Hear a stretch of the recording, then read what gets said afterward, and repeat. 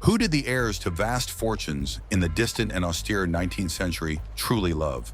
The answer to this difficult question conceals many dark and surprising secrets behind the tightly closed doors of luxurious city mansions. We often imagine an idyllic picture of family warmth in wealthy homes, but the reality was much more complex and cold. The true affection of aristocratic children often belonged to people other than those whose portraits in gilded frames adorned the formal living rooms. The daily life of the true British or European aristocracy of that period was incredibly different from the beautiful and cloying pictures in the fashion magazines of the time. Behind impeccable manners and starched collars often lay deep psychological trauma and a complete lack of emotional connection between close relatives. Watch this video to the very end to find out what the observant servants saw as they watched the hidden dramas of the empire's wealthiest families unfold on a daily basis. We will tell you how betrayals, ruin, and the bitter tears of rejected children were hidden behind the facade of prosperity. You will understand why servants often became the sole guardians of family honor and witnesses to the shameful downfalls of great dynasties. These historical facts will forever change your perception of the romance and glamour of a bygone era.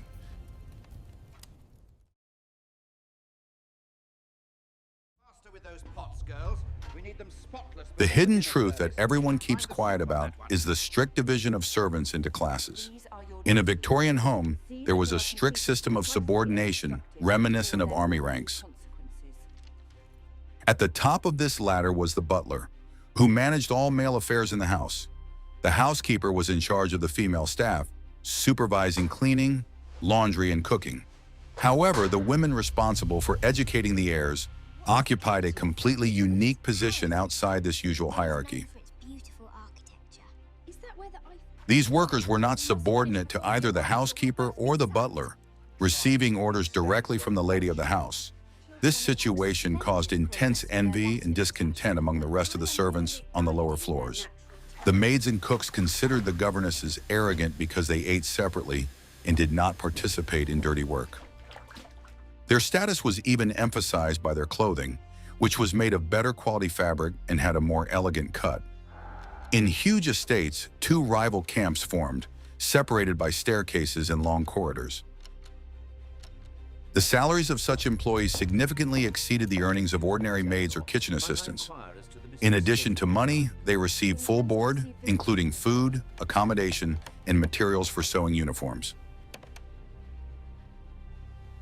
Sometimes generous owners gave them old dresses or other items of clothing that were out of fashion in the current season.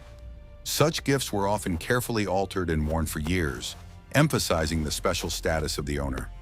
Financial independence made this difficult profession incredibly attractive to young women of the time. But the high income came at the price of completely giving up one's own independent personal life. The contract implied round-the-clock residence in the employer's house without the right to frequent full weekends off.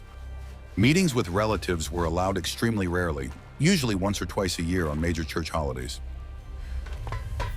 Marriage meant immediate dismissal, as a married woman could not live permanently in someone else's house. Most of these workers remained spinsters, devoting all their best years to serving other aristocratic dynasties. The working day began long before dawn, around 5 or 6 o'clock on a cold, foggy morning. The first task was to light the fires in the rooms, bring hot water for washing, and prepare clean clothes. The entire process required absolute silence, so that accidental loud noises would not disturb the sleeping aristocrats. The movements were honed over many years, turning into a silent dance among antique furniture and heavy curtains. Every morning was repeated with unwavering chronometric precision, forming the strict rhythm of life in a Victorian home. Such broad autonomy led to the hired women forming their own rules in the rooms entrusted to them. They established strict discipline, demanding unquestioning obedience not only from their assistants, but also from all casual visitors. Even influential lords sometimes felt uncomfortable intruding into this realm of starched aprons and strict rules. This power was quiet but absolutely unquestionable, within the confines of the spacious rooms under the roof. Violation of the established rules was punished by the immediate cold displeasure of the head housekeeper. This whole system seems completely unbelievable now and infinitely distant from modern realities. It is interesting to hear different opinions on this complex issue from today's perspective. What do viewers think about such a strict hierarchy in wealthy homes of the 19th century? Write a detailed comment about it right now under this historical video. Be sure to subscribe to the channel to regularly receive new exciting stories about the past.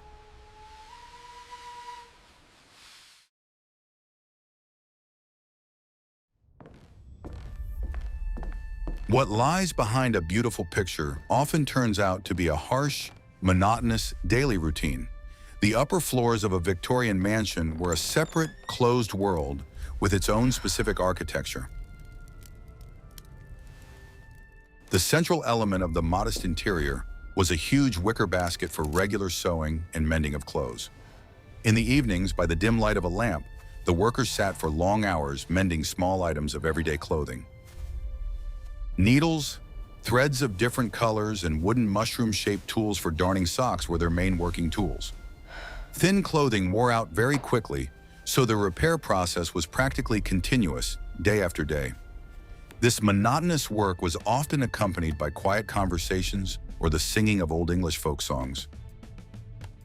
The pantry served as a vital center for ensuring the complete autonomy of the upper floors. It was constantly stocked with bread, milk, oatmeal, and simple dry biscuits for evening tea. A small cast-iron stove allowed milk or water to be heated quickly without having to go down to the main kitchen. The most simple dishes were used. Expensive porcelain sets were strictly prohibited here to avoid breakage. Cleanliness in this room was maintained with fanatical rigor because the health of all the inhabitants of the wing depended on it.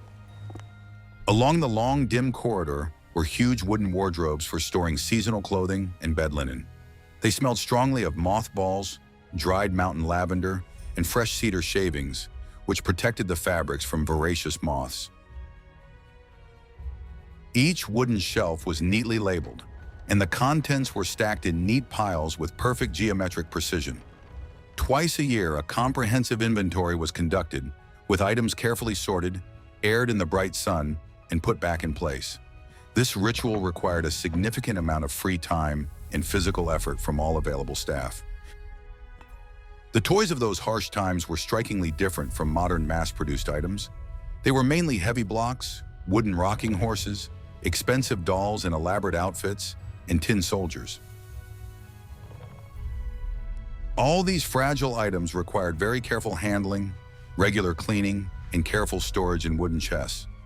Breaking an expensive item could result in a serious reprimand or even a large fine for the employee responsible.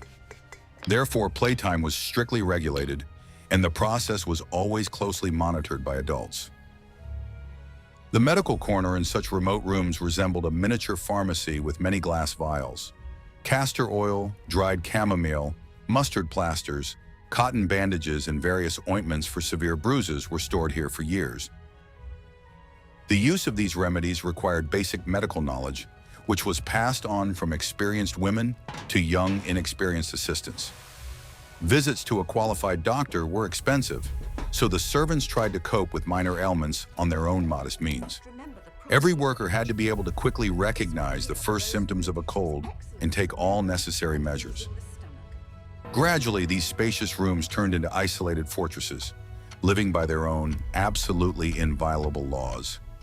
Everyday life was completely subordinated to a strict schedule that left no time for idle thoughts.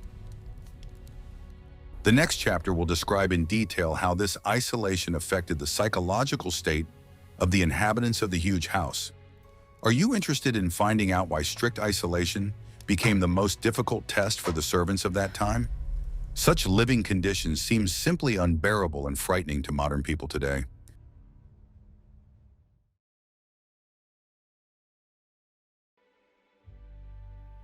The secret hidden in old diaries reveals the heavy price of such a comfortable life. Life on the top floor was a unique form of voluntary confinement in a luxurious Victorian cage. For years, women did not venture beyond a strictly defined route. living rooms, a park for walks, and the local church on Sundays. City life, with its bright shop windows, noisy theaters, and crowded streets, passed them by completely unnoticed. The window on the fourth floor became the only screen showing the distant bustle of a completely inaccessible outside world. Contact with the rest of the mansion's servants was limited to a dry exchange of necessary information and the passing of kitchen trays. The butler and the head cook despised the inhabitants of the upper floor, considering them useless, white-handed idlers. This attitude created a dense vacuum of communication, forcing the isolated women to seek solace only in each other's company. Conversations were conducted exclusively in whispers during long evenings by the fireplace.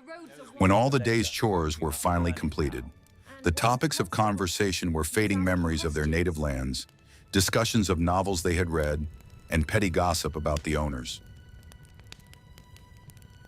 Reading became the main salvation from the all-consuming feeling of loneliness during the endless, long, and dark winter evenings. The owners often graciously allowed books to be taken from the huge home library, encouraging the quiet self-education of their staff. Historical chronicles, collections of romantic poetry, and heavy religious literature were literally read to pieces. Books helped them mentally transport themselves to other eras and distant countries, forgetting the cramped walls and monotonous routine. Many women accumulated an impressive wealth of knowledge, significantly surpassing the education of some noble ladies. The psychological strain of constantly being confined within four walls sometimes led to serious nervous breakdowns. Women suffered for years from deep melancholy, which in those days was mistakenly attributed to the bad London weather. Hiding their true emotions was an essential professional duty, so tears were shed only late at night under a thick blanket. During the day, their faces had to remain completely calm, friendly, and expressionless. The ideal worker was a living, unfailing machine that carried out orders without the right to be in a bad mood. The only form of creative self-expression available in such Spartan conditions was needlework of the highest level of complexity. Women skillfully embroidered, knitted incredibly intricate lace, and created stunning pictures from tiny beads. These exquisite items were often given to the lady of the house for Christmas or sent as gifts to distant relatives. The fine, painstaking motor skills were excellent for calming the nerves, and the end result of the work brought sincere and immense aesthetic pleasure. These nameless masterpieces, created by the dim light of a gas lamp, are still carefully preserved in museum collections. This hidden life required incredible daily patience, tremendous inner strength, and complete self-denial. The invisible strong walls of Victorian mansions reliably hid these quiet personal tragedies from the prying eyes of street onlookers. The fates of these honest workers remain forever in the thick shadow of the glittering biographies of lords and influential counts. It is important to like this video if you are struck by the incredible resilience of these amazing women. Your activity greatly helps the channel to create new high-quality content on historical topics.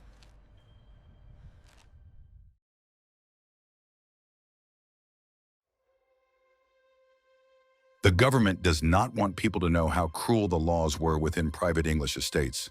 The lives of servants were blindly subject to a huge unwritten set of laws that were never written down but passed down from generation to generation. The most important rule was that servants had to be completely invisible and inaudible in the presence of the owners of the house and their numerous guests. Moving around the huge house was allowed only through special dark service corridors and hidden narrow staircases. A sudden encounter with the Lord in the bright front hall was considered an extremely serious offense, followed by a strict written reprimand. The rules for daily meals for the staff on the upper floors were surprisingly reminiscent of strict medieval monastic rules.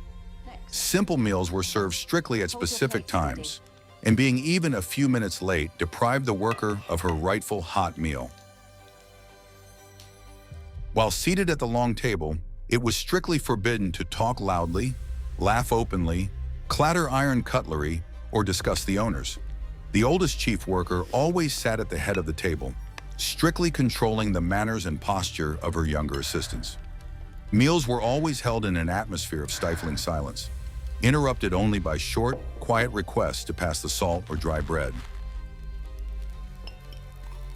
The use of fashionable cosmetics, floral perfumes, or bright silk ribbons in the hair was strictly equated with a serious moral offense. The face of a respectable woman had to shine with natural purity, washed with an ordinary bar of inexpensive alkaline household soap. Long hair was always pulled back tightly at the nape of the neck into a strict bun, securely hidden under a white starch cap. A stray strand of hair was considered a clear sign of blatant sloppiness and inner licentiousness, unacceptable for a worker in a noble house. Such excessive strictness was supposed to emphasize exceptional modesty, diligence, and a complete lack of feminine vanity on a daily basis. Control over personal valuables and rare correspondence sometimes reached the point of outright paranoia on the part of influential employers.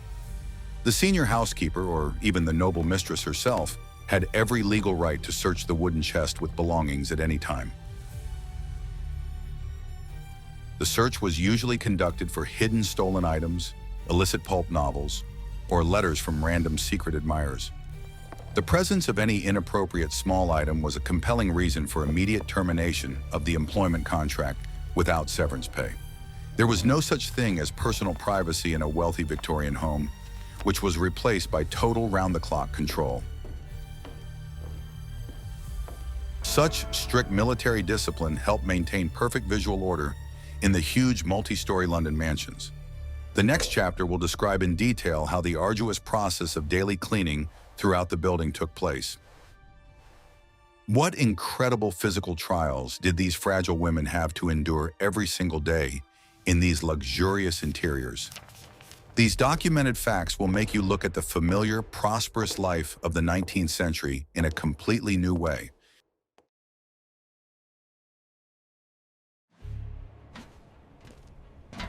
The daily early routine began with hard physical labor, safely hidden from the eyes of the awakening owners of the huge estate. Every cold morning, the workers had to clean the deep fireplaces of gray ash and bring heavy buckets of fresh charcoal. This dirty work was incredibly messy, with acrid coal dust settling almost instantly on their pale faces, hands, and clean clothes. After thorough cleaning, the massive cast iron grates had to be rubbed with a special dark compound until they had a dazzling mirror-like shine. Only then could the fire be lit with extreme care, taking care not to stain the light-colored carpets on the floor. Careful maintenance of expensive antique furniture made of valuable woods required special skills and a great deal of free time. Wide, smooth surfaces were rubbed with a special fragrant mastic based on pure beeswax, fragrant turpentine, and various oils.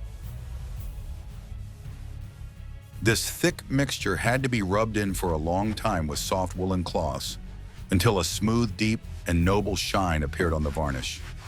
The carved bent legs of chairs and high backs of armchairs were cleaned with tiny brushes that carefully removed dust from every small recess. This regular procedure reliably protected expensive interior items from dangerous drying out and omnivorous, voracious wood bugs. Large-scale laundry was always a grand and exhausting undertaking, taking several long working days in a row. Dirty bed linen, tablecloths, and terry towels were boiled for a long time in huge copper vats over a hot, open fire.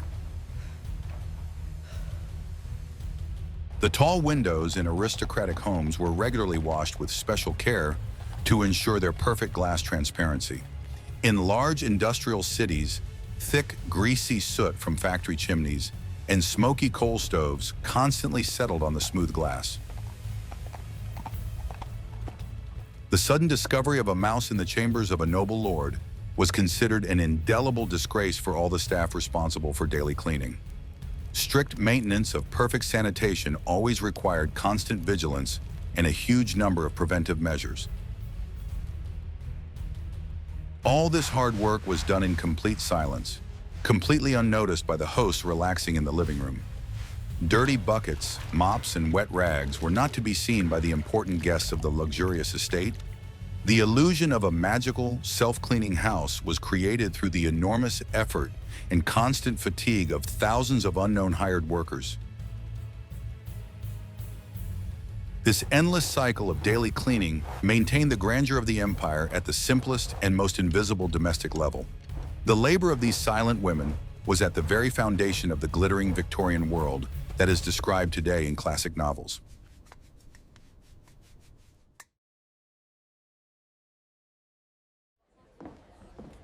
What no one ever saw in formal portraits were the real standards of appearance for Victorian servants. The form of everyday clothing was regulated by very strict rules that did not allow for any liberties or individual preferences. Early in the morning, it was customary to wear dresses made of light-colored, inexpensive calico with simple wide aprons for dirty, rough work. Immediately after lunch, the workers changed into strict black, long dresses made of thick wool or lighter alpaca. Snow-white starched, stiff collars, cuffs, and formal aprons with elegant lace completed the formal evening look. The constant demands for cleanliness of body and clothing were paradoxically incredibly high, despite the almost complete lack of washing facilities. Only wealthy homeowners had access to a proper hot bath. Servants had to make do with a small jug of water in a metal basin in a cold room. Straight posture was the most important indicator of excellent bearing and high professionalism for a hired worker at that time. Noticeable stooping was associated with laziness, hidden illnesses, and low birth, so it was always strictly suppressed by elders. Young girls were taught for a long time to walk with a heavy book on their heads in order to develop a perfectly straight back and a very smooth gait. Work movements had to be very quick, but not fussy, absolutely confident, but in no way too bold. The ideal experienced servant moved through the dark corridors like a shadow, without attracting unnecessary attention with creaking joints or heavy breathing. Spoken language and vocabulary were constantly subject to the strictest censorship, so as not to offend the delicate musical ear of educated aristocrats. Coarse street dialects, the slang of poor working-class neighborhoods, and illiterate rural speech were ruthlessly eradicated by senior mentors. Bright, shiny stones, large, conspicuous earrings, or jangling bracelets were considered a clear sign of bad taste and blatant vulgarity. An honest worker was not supposed to deliberately attract the attention of strange men with her appearance or any flashy jewelry. Quiet modesty was always held up as an absolute, quickly becoming the main professional virtue of a professional maid. Work uniforms were provided by the employer, but keeping them in perfect condition was entirely the responsibility of the fragile shoulders of the worker herself. An accidental dark stain from soot or spilled tea on a white apron had to be washed out immediately with cold, clean water. A torn bone button or a loose thread had to be sewn back on the very moment a free second appeared. Absolute neatness was a calling card by which managers judged the reliability of the hired person as a whole. Any minor negligence in clothing was always strictly regarded as unacceptable negligence in thoughts and work actions. Forming such an impeccable appearance required iron discipline and strict self-control every minute. The next chapter will describe in detail how relationships between different levels of servants were built within the huge house. How exactly did people interact when they were forced to live in the confined space of a luxurious mansion? These complex social relationships hold many interesting mysteries and conflicts. Without understanding this system, it is impossible to grasp the true essence of the Victorian era.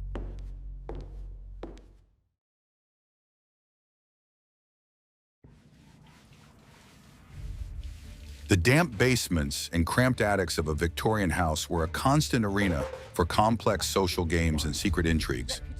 The service hierarchy here was as strict as in the world of the noble lords who lived on the main floors of the building. The important butler, the head cook, and the strict housekeeper formed an unofficial, powerful triumvirate that controlled the entire life of the huge mechanism. They always dined separately from the others in a special comfortable room called the Senior Servants' Hall. The power of these three people was practically absolute. Their orders were never questioned, and violations were severely punished with financial penalties. The senior cook was rightly considered the queen of the basement, where the huge hot kitchens and spacious pantries were located. She had complete control over the budget for purchasing fresh produce, often receiving a secret percentage of the money from traders at the local market. Kitchen maids and perpetually wet dishwashers were under her complete and unquestioning authority, doing the hardest and dirtiest work. The head chef's temper was often spoiled by the incredible heat, constant smoke, and enormous stress caused by endless dinner parties. However, it was her culinary skills that directly determined the reputation of the entire house among the spoiled local aristocracy. The head housekeeper was a real terror to all the maids, laundresses, and young, naive girls just starting their careers.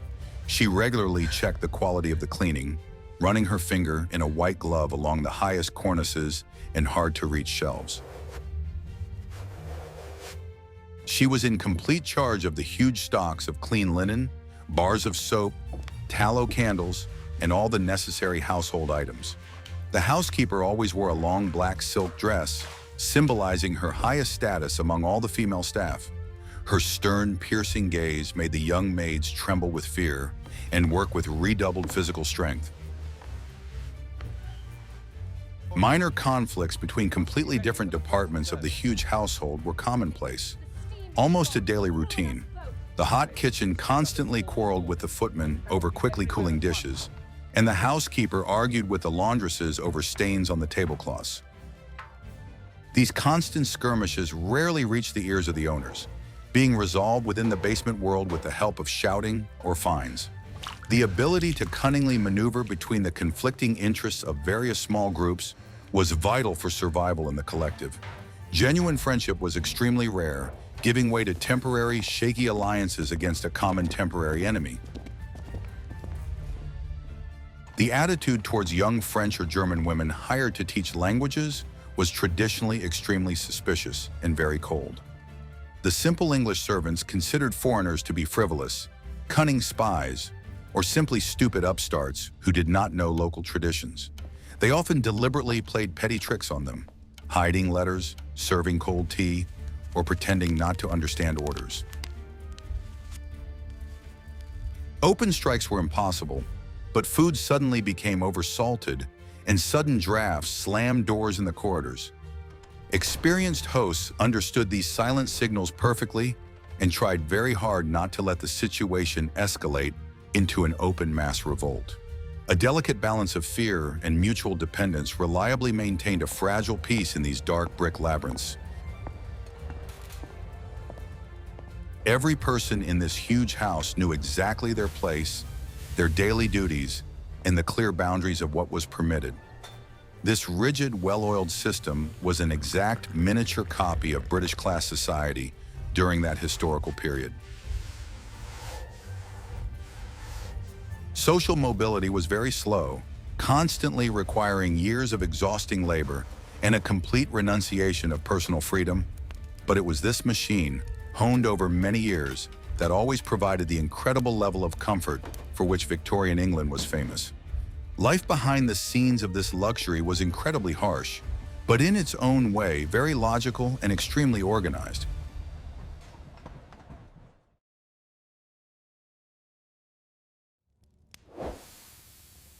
The invisible servants knew absolutely everything, remaining only an inconspicuous backdrop for those who lived in the huge, luxurious reception rooms. Rising early in the morning and falling asleep long after midnight, the ordinary workers witnessed all the hidden family dramas and personal tragedies.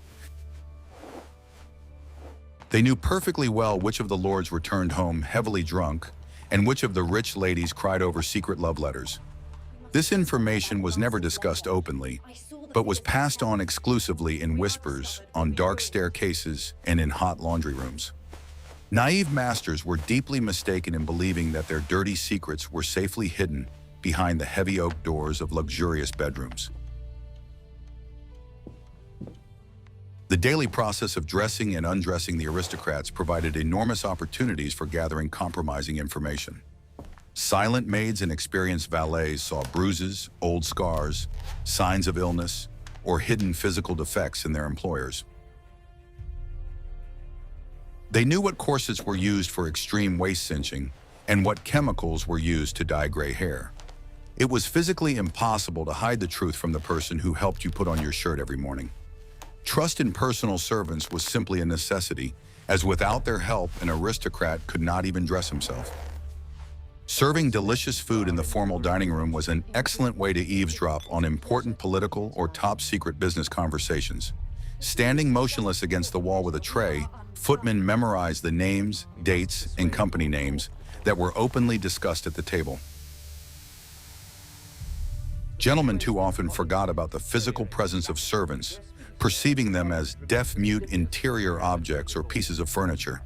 The information obtained could be quickly used for profitable bets at the races or small stock market financial speculations. Sometimes such accidental valuable information helped to successfully marry off a sister or find a brother a very good position. Severe nervous disorders or destructive addictions of members of the noble and respectable family were especially carefully concealed. A sick relative could be hidden for years in a remote wing of a huge house under the pretext of a long trip abroad. Food was brought there only by the most trusted, mute, or deeply devoted servant, who received a huge salary for her silence. Screams or strange, frightening sounds were attributed to ghosts, old water pipes, or the howling of the wind in tall chimneys. The disclosure of such a terrible secret threatened the family with complete social ruin and immediate expulsion from respectable London society. Illegitimate babies were another very common secret that was incredibly carefully guarded from prying eyes. Sometimes simple maids were treated with sudden generosity, marrying them off to farmers and providing them with money for the time being. Servants often learned of serious incurable diagnoses before distant relatives were officially notified. This allowed them to prepare themselves mentally for a period of long mourning, a change in their usual routine, and a possible change in leadership. Life in a large house was always planned several important steps ahead based on such indirect secret observations. Knowing other people's secrets made ordinary workers invisible rulers of fate within the confines of a single luxurious mansion.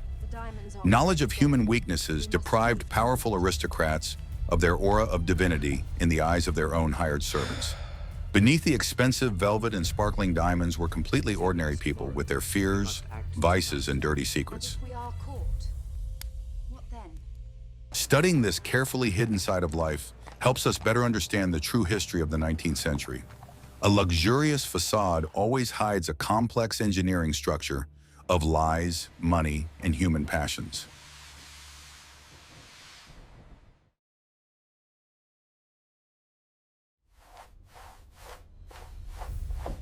The art of keeping secrets was the main professional skill that employers valued more than the ability to iron or cook well. Employees with loose lips were quickly identified and ruthlessly fired without any references. A letter of recommendation was the only reliable passport confirming a person's professional reliability in Victorian society. Losing this trust meant the end of one's career and the very real prospect of ending up in a workhouse for the poor. Therefore, strict silence became the golden rule, guaranteeing stable, good work, a roof over one's head, and a full dinner. Strict confidentiality was maintained not only by fear of punishment, but also by a kind of unspoken code of honor among the servants. Betraying one's master, even if he was a cruel tyrant, was considered an extremely low and absolutely unworthy act. Servants were sincerely proud of their ability to maintain the perfect image of the family in front of neighbors, creditors, and nosy reporters. This loyalty often bordered on complete fanaticism, with ordinary people sacrificing their own interests for the good of someone else's family. The perception of the employer's honor as their own was an extremely surprising psychological phenomenon of that historical period. Chance encounters with servants from neighboring wealthy houses at the local market or church rarely led to the leakage of important information. Ordinary conversations were about the price of flour, rainy weather, or the quality of wool, but never about the personal affairs of the lords. Open discussion of other people's masters was considered incredibly bad form and could always lead to unpleasant consequences for the gossip. Every English estate was an impenetrable fortress of information, surrounded by a high fence of mutual distrust and caution. Empty gossip circulated actively only among the lower classes, almost never reaching the ears of influential aristocrats.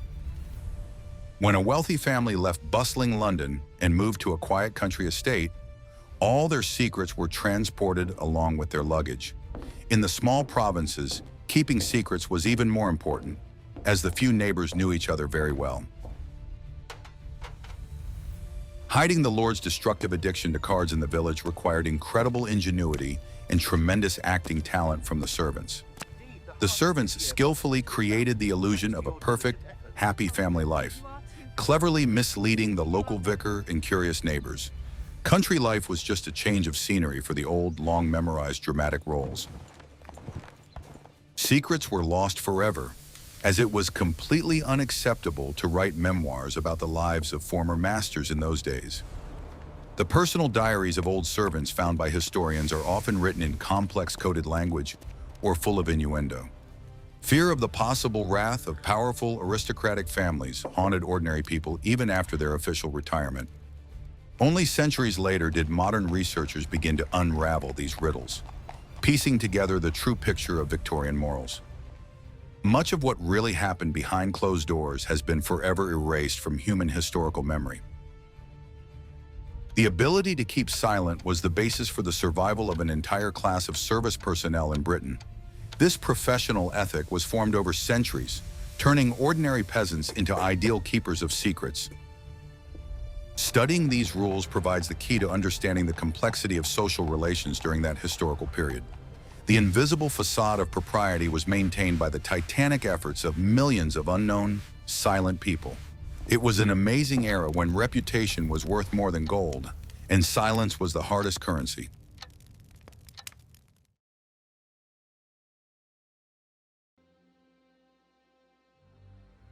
The final end of a career in a wealthy household was always the most difficult and dramatic ordeal in the life of a hired servant. Not everyone was able to work peacefully into old age due to loss of health, severe rheumatism, or severe deterioration of vision. There were no state pensions, and the fate of an aging loyal servant depended entirely on the goodwill of their former employer. The lord's generosity could take the form of a modest allowance or a tiny house in the village to live out their last days. Greedy masters simply threw elderly people out onto the street as soon as they were no longer able to perform their direct duties. Women who had worked for years on the upper floors found it a little easier to retire thanks to their higher savings. Over years of continuous service, they could accumulate a decent amount of money as they spent almost nothing on food and housing. Many of them pooled their money to buy small, cozy boarding houses or opened pastry shops in remote provincial towns. Their vast experience in managing large households helped them run their own modest businesses successfully. Their status as former respected employees of noble houses attracted respectable customers to their small but incredibly clean establishments. Starting a family after many years of service was very rare, but it did happen sometimes. Accumulated savings made an elderly, unmarried woman a very attractive match for rural widowers or ruined merchants. In such cases, marriage was based not on youthful romance, but on sober financial calculations and the desire for a peaceful old age. Former servants very often transferred the strict rules of Victorian mansions to their new, completely small and simple homes. They strictly demanded perfect order, always clean tablecloths, and observance of complex etiquette at dinner from their new spouses. Letters of recommendation, collected over a long and difficult life, were kept as the most important family heirlooms. They were carefully folded into tin boxes and passed on to young nephews as proof of an honest and dignified life. These yellowed sheets of thin paper with embossed seals completely replaced orders and shiny medals for the army of service personnel. They documented that a person had not stolen, had not betrayed, and had always honestly performed their difficult duties. Respect in poor communities was very often measured precisely by the number of such commendations from noble lords. Some elderly people continued to serve their masters faithfully even after officially retiring, performing small, simple tasks. They delivered mail, knitted warm woolen socks for charity bazaars, or actively helped with cleaning before major holidays. It was psychologically incredibly difficult to break the invisible bond with the house to which they had devoted their entire lives. The estate became the sole meaning of their existence, forever replacing their family in any possible personal interest. The owners were very indulgent of this sincere devotion, only occasionally treating their old servants to sweet tea in the kitchen. The fates of these inconspicuous people rarely became the subject of novels, remaining on the margins of the grand history of a vast empire. Victorian literature always preferred to describe the sufferings of noble people rather than the weary backs of old maids or laundresses. Only the very dry lines in dusty ledgers listing wages paid preserved their names for future descendants. Behind each of these recorded names lies a whole life full of hard work, strict discipline, and invisible feats. Studying these records allows historians to restore justice and pay sincere respect to their hard work. Understanding this hidden side of history forever destroys all romantic illusions about the beautiful life of the 19th century. Behind every glittering social ball were long weeks of exhausting work by hundreds of hired people in damp basements and attics. These women and men gave their lives entirely to maintaining the fragile illusion of an ideal, aristocratic, flawless world. Their story is not one of immense wealth, but of tremendous patience, endurance, and remarkable human resilience. The memory of them lives on in the old stones of British mansions, carefully preserving the echo of their hurried footsteps.